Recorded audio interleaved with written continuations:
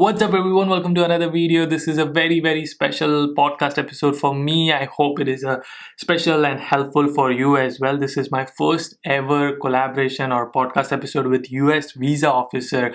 In 2019 or last year when I was in India, I had an opportunity to visit US Embassy in Mumbai and talk to them and ask them a couple of questions. Well, not couple, a lot of questions. So we shot like 4 or 5 videos. So all the videos will come up as and when they get released. This is a video with the visa officer Emily. We discussed the myths of F1 visa. What are some of the myths which people are talking about on social media, online and consultancies? And a lot of people say like, oh, you don't get visa like this, or this is a problem in your visa and you will get rejection. So all these myths are busted by US visa officer Emily. If you're watching this, thank you so much for doing this. It means a lot to me and US Consulate and Embassy in Mumbai. Thank you so much for giving me this wonderful opportunity to talk to some of you and help a student understand the perspective of visa officer. Last but not the least, this opportunity would have not been possible without your support. So thank you so much for all the love and support you guys giving me. Every single comment, literally every single comment, even a hi or a heart shape, it means a lot to me. So keep commenting. If you have not subscribed, then please consider subscribing, because many things are planned for this channel and we will grow together as a community. And now I will let you enjoy the conversation. Thank you, Emily, for doing this. This means a lot to me and my audience. Thank you for your time and sharing everything what you're gonna do. My audience is gonna love it. So thank you. I'm super grateful for this opportunity. Sure, my pleasure. Yeah, thank you. And I love how, I know we off camera, we've been talking. It's so much fun. I want my audience to see that visa officers are not so intimidating and they're like so fun. So before, we actually go into my questions, let's do like a quick intro for my audience who can understand who you are and what you do. Sure, yeah. So I'm a consular officer here at US Consulate General Mumbai. I've been here about a year and a half. I was conducting visa interviews for a good portion of that. Now I'm in the consular information unit, so I get to go out and talk to people about the visa application process, about applying for a student visa. And yeah, I'm looking forward to speaking with you today. Yeah, thank you. So this might be a little table is turned around because I've been on the other side that I've interviewed. I've been giving interviews. So this is awesome.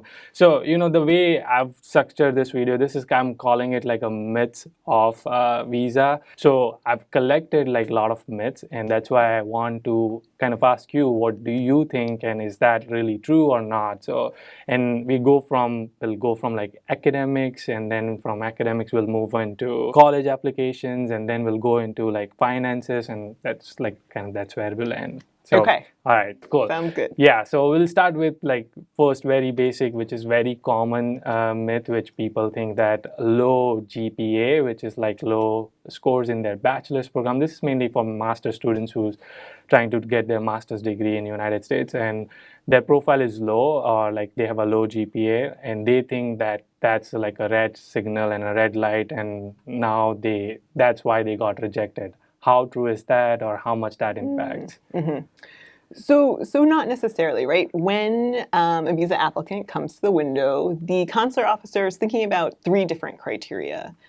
So the first is the applicant sufficiently prepared for the program of study that they intend to pursue? Then do they have a credible financial plan? We can talk about that a little bit later. And then are they a bona fide student?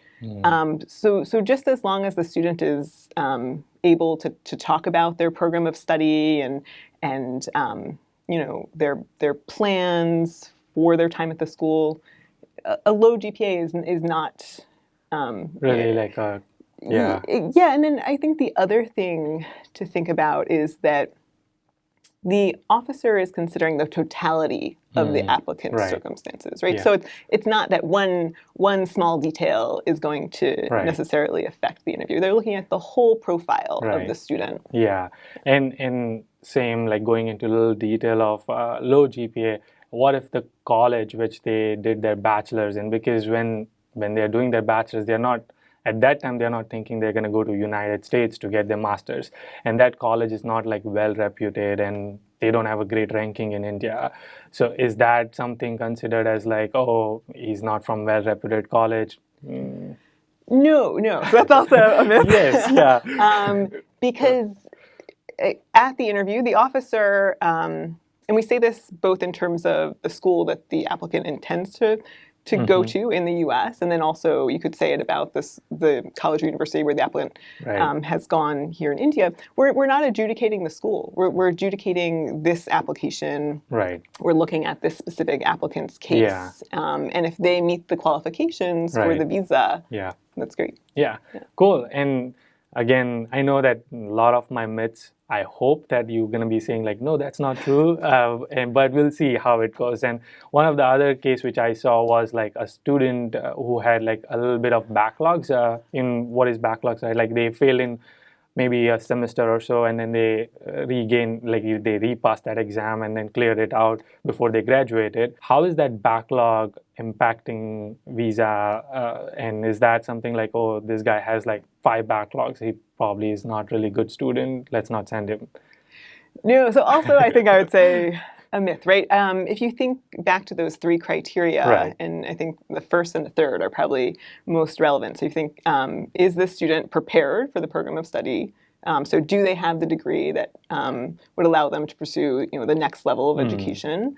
And then are they a bona fide student? So have they shown, like maybe they had some challenges initially, but then have they shown that they're going to go to the U.S. and pursue the degree and be compliant with all relevant rules and regulations. Yeah, and how? I know that we're gonna do myths and tips and trips for different video, but how can a student show that they are like an eligible if they have like, because if they have a low GPA and some backlogs, then it's kind of like that they did not do well in their bachelors, and how can they show you in an interview saying that, yes, my bachelor's was bad, but I am really passionate about something which I want to do master's for? Yeah, I think the best tip that I can give is to just explain the situation, explain sort of their passion and why they decided to pursue this degree, and how sort of their past, their present, and their future all comes together. Yeah, they so can like a story. That. If they can explain it clearly, concisely, to the officer. Awesome. Yeah. Now, going from low GPA to low GRE, which is another big myth, and I get a lot of questions from students saying like, hey, I scored 290 and it's not considered like a great score, but they still got an admit from a couple universities. So how is that? Like, is that because he scored low GRE? Is that the visa rejections are based on that? Or like what your take is on that? So again, no. Right? So actually, no standardized test is required for a U.S. student visa application, right? So TOEFL is not required, IELTS, et cetera, GRE, SAT. Right. They're not required. And again, the officer is looking at the totality, the whole applicant, the whole profile. So one factor is not gonna, exactly. And you know what? Some universities in the U.S. don't even require the GRE, right? So it can't really. I mean, it doesn't really factor in like that. And that's what my next myth was going to be, like, a lot of colleges accept students without GRE, and they only need maybe IELTS because they don't require GRE score. So is that like acceptable that, hey, I did not give GRE because my school doesn't need it? So that's totally fine, I'm assuming. Yeah. Totally fine, right? No standardized test is required for your student visa. Yeah. This is so good because this is what I've been telling, and now when it comes from you, I think my audience will be like, okay, they'll listen to you more than me. So awesome. And now I'm gonna move into, because you already addressed like low GRE and all of that. Now I want to move into like a little bit of college side. How does college ranking matter? Like, if the college is not in like top 100 and they went to something which is not so popular, is that something considered as like it's not a great ranking college, and we're going to reject the visa based on what college is going into or what university is going into? No. So again, we're not adjudicating the school, the college, or the university.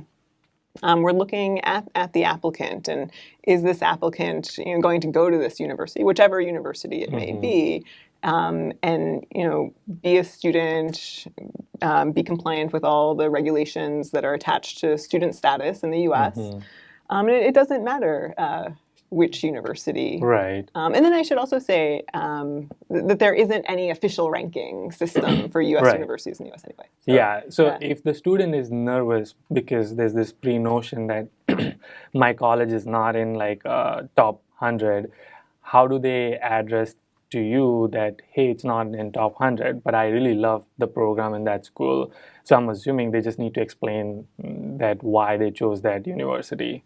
Yeah, I mean, they might not even need to necessarily address the ranking, right? It's just they'll need to address more so their interest in that school, in the program, why they chose that school over any other school. Right. Yeah. Awesome. And then now the other question is like, what if the student really loves, so I'm from Chico State, and I'm a Chico State alumni. Now a lot of students want to come to Chico State because they follow me and they're like, oh, I really want to go to Chico State. And they only apply to Chico State. They only apply to one school. They did not apply to any other school.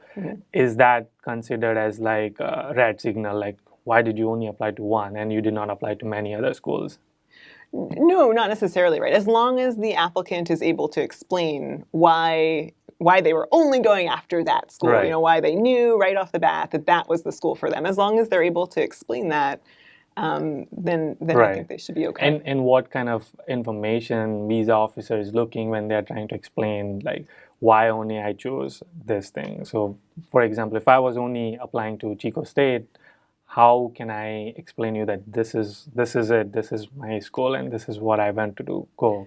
Yeah, I think whatever answer is the honest answer. I think so. If it is about location, if it is about a specific program that's specific to that school, or like any other, there are so many different factors, right? That a student might choose a specific school. So just whatever really spoke to them about that school when they were doing their research. And on the vice versa side, where they applied to 10 universities and got only one admit. How is that looked? Because they now have a 9 rejects and they're already nervous because they're like, oh my God, I have 9 rejects and I got only one.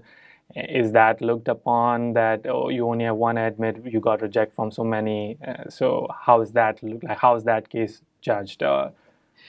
No, right? Like they chose to apply to that school, so they had an interest in that school. So just as long as the applicant is able to explain that, and that's a very good point, because that's what I wanted my audience to understand, that the reason you applied to that school was because you wanted to go to that school. So you need to explain that, yes, I wanted to go to all these 10 schools, but they rejected me and the one of them accepted me, and that's why not that's why, but that was one of the school which I always wanted to go. So that makes me more happy that it's not that you have 9 rejection and you're like looked upon like as a red signal. No, that might not even come up at the interview, right? Rejections or anything like that. We want to make sure that the applicant is a credible student. That's all that we're doing. And now this is like a little funny one. I'm from California and I love California. And I highly recommend students to go to California just because I love the weather and the people are super nice and all of that. So let's say a student took up that advice and applied to 5 CSUs, and out of their 7 universities, they applied to a lot more California, and instead of like any other location. Is that judged that why did you only apply to California and not other cities or states, or how is that looked upon? Is that like a signal where he's only applying to California, he must have some really motive to go? No, right. Students choose schools for a variety of reasons, right? It might be they might like the geography, the geographical location, or the climate. Maybe they want to be close to relatives. Maybe they want to be far away from relatives. Like whatever the reason, it's totally fine. They'll just want to be able to talk about it at the interview. So they totally can explain you why they only chose all CSUs and instead of no other colleges. Absolutely. Yeah. Cool. Now we've covered like academics and kind of application side. Now we're going to go a little bit of like a family side of the visa, Okay. and then we'll go into finances. Okay. So the first common myth which comes to my head, and like I've seen it so many times, that elder brother is in United States, or like a family member who went for master's program as a F1 student, now probably has an H1B or maybe a green card holder, and a younger brother is trying to now go for a master's program. How is that judged? Like, is that a signal like there's already a family member in the United States, we don't want another family member to go for education? No, right? And we're looking at the applicant who's there, at the other side of the window at that moment. Right. And maybe the applicant decided to study in the U.S. because they had a sibling in the U.S. who really enjoyed their educational experience there, or something, right? So it's not that's Right. not a negative factor. Right. But is like there's this notion where everybody thinks that now you have an elder brother over there or like a family member over there, and now you cannot prove a strong ties to your country because you already have a family member over there. Is that something where people should be careful, or like? No, I mean, there are a variety of ways to show your ties to a country, right? It might Right. be other family members, social ties, professional ties, other ties that Right. you've built up. Yeah. And I think as long as the applicant, as we mentioned, as long as they're able to demonstrate at the window Yeah. that they're prepared for their education, they have that financial plan, Right. and that they're going to use the visa appropriately. Yeah. Then it's fine. That they're in good shape when they come Right. to the Yeah. window. Yeah. And then moving into a little bit of more of the distant relative or like a family friend or someone they know, should like a lot of students hesitate, one because of like the first which I said, like if they have a relative in United States, they feel that it's like a red signal, that's why they don't mention it. If it is a distant relative, should they mention that oh yeah, I do have a distant relative and I know them and they're my uncle and aunt? We don't talk really often, but I do have it. Or should they not mention that at all?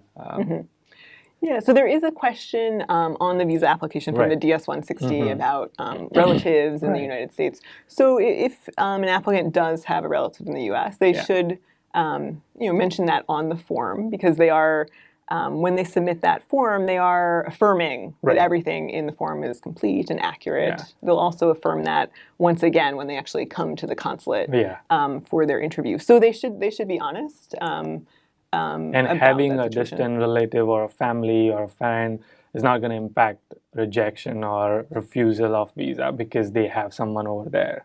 Right. No, we're looking at the whole situation. And like I said, that may even have been a factor in their decision to study in the U.S. Yeah, so it could be like a benefit for them to Right, like- bring a stronger story that they recommend it because they have seen the schools and they have educated over there. Yeah, Yeah. absolutely. Yeah. Okay, and then now moving on to more like a financial aspect of this segment, where if a family is in United States and they are sponsoring a student because they want to sponsor a student, how is that looked upon? Because they are now not getting education fund from India and they are getting it from United States. Is that something considered as a red signal, or like that's like the myth? People think that it's a rejection.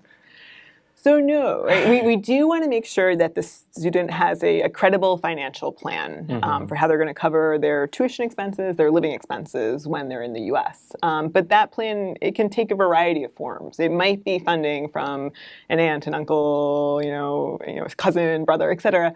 It could be scholarships, loan, or Right. any combination of all of that. So as long as the applicant is able to talk about that plan, explain it to the consular officer succinctly, Right. that's fine. Yeah. Yeah. And then now you already touched a little bit about the scholarship. Like what if the student already has the scholarship and has been funded like entirely tuition fees and he just has to he or she has to take care of living cost. Is that something where like officers are thinking that he is only gonna he only has funds for living cost, and even though the scholarship has been provided, how is that looked upon on that case? So just as long as they're able to explain how they would be able to cover their living expenses, right? So they're saying, okay, scholarship is for my tuition, and then I'm going to use XYZ to cover my living expenses. Right. And as long as that's credible, totally fine. Yeah, okay. And now going into main finance aspect of it, biggest myth which I hear in finance is that you need to have 1.5x amount, which is like of I-20. So if I-20 is 30,000, you need to have $45,000 in your bank account to show it at the visa consulate, and you need to have all those papers to prove that you have that much fund. How is that? Like, is that true that you need to have that much fund, or is that like, well, what's your take on that? So you do need to demonstrate that you have the funds to pay for the first year of your program, and then that you have a credible plan to pay for any subsequent years. That doesn't mean that you need to have all of those funds in your bank account, right? Because it might be a variety of different sources that you're using: loans, scholarships, funding from others. So just as long as you're able to demonstrate that you have the funds for that first year and you have a plan to fund the further the rest, then it's fine. Okay. And then loan, you already touched a little bit. How is an applicant's looked? Like, people think that if you're taking a bank loan, it's kind of a red signal again, because they feel it's a myth that they think that since you took a bank loan, you don't have enough fund to educate, like you don't have enough funds to, funds for studying in the United States. That's why you're taking a loan. But I think everybody takes a loan, and that's why I wanted you to touch on, like, what do you think? Like, is the education loan seems like a rejection or like a red signal or something like that? Yeah, so education loans are common, right? And it can be a perfectly credible way to fund your education. It might be part of the plan, right? You might have a certain partial scholarship, or you might have some savings, and you might take a loan for the rest. Right. So just as long as the applicant can tell the officer at the window about the plan, and I usually tell students, if you're not so certain about the details of the financial plan, maybe your parents have worked it out on your behalf. Sit down with your parents and say, hey, what are the details here? Tell me about it. So then when I go to my visa interview, I can tell the officer about it. Right. Okay. Awesome. And now some of the history of applicants, like, for example, if they applied for tourist visa and that has been rejected, is that considered into factor for rejection of student visa, because that tourist visa was rejected and now they're trying to apply for student visa? How is that factored into rejection or an approval of a student visa? Yeah, so I mean, a student visa is a little bit different. It's quite different, really, from a tourist visa, because you do need to show that you meet those three criteria. Right. So as long as you can show that you do meet the criteria, that's okay. Yeah. Okay, awesome. I think we covered like a lot of myths and pretty much like every aspect of the application. What is like one tip would you give to students who are coming for visa interview? And this is kind of like the final question for this segment. Okay. One tip. Okay. I think be honest, right? Come to the interview, be honest. Don't be nervous. It's a conversation that you're having with the consular officer. Answer the questions. Maybe before your interview, just do a little bit of reflection, right? Think about why you went through this process. It's a process that takes a while, right? Between researching the schools and shortlisting and applying. So think about that when before you come into the interview, and I think that will put you in a good space when you come in for the interview. That's awesome, and I think that's what I also tell to my audience. So it's kind of nice that you validate what I say. Yeah, thank you. And again, I just want to extend my gratitude and gratefulness, like how grateful I am for this opportunity. Thank you for your time. I do have a cool sign off for all my videos. Okay. I do say at the every end of my video, I say keep smiling and keep hustling. Okay. Would you want to do that for me? Sure. Yeah. Sure. Okay. I'll say until my next episode, and then you do keep smiling, keep hustling. Okay. All right. We'll do it to that camera. Okay. Okay. Until our next episode. Keep smiling and keep hustling. Awesome.